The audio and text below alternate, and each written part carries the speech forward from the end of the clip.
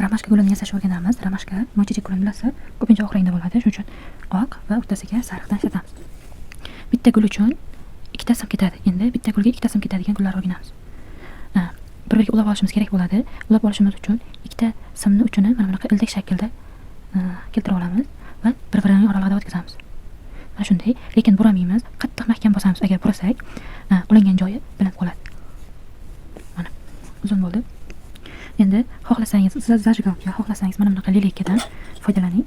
Bu yerdan 1,5-2 sm qoldiramizda 8 ta yaproq uchun o'raymiz. 1, 2, 3, 4, 5, 6, 7, 8 bo'ldi. Endi yig'amiz va mana bu ikkalasini birlashtiramiz. Buni chiqarib olamiz. Xuddi oldingi darsimiz kabi buni uzunini ular oralig'ida o'tkazamiz.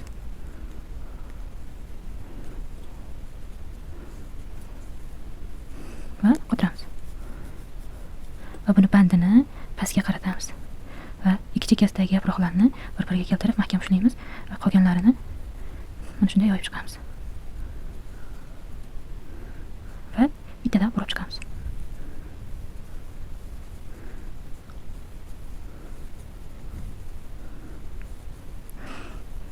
Mo'ychechak gulini bilsalaringiz, o'zi barglari yoyilib turadi.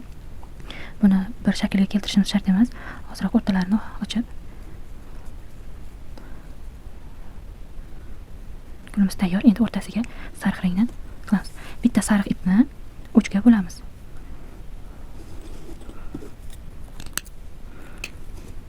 Buni mana bunday aylana shaklda yopishtirib olamiz.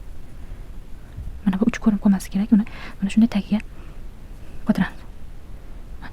Endi buni o'rtasiga kelay surtib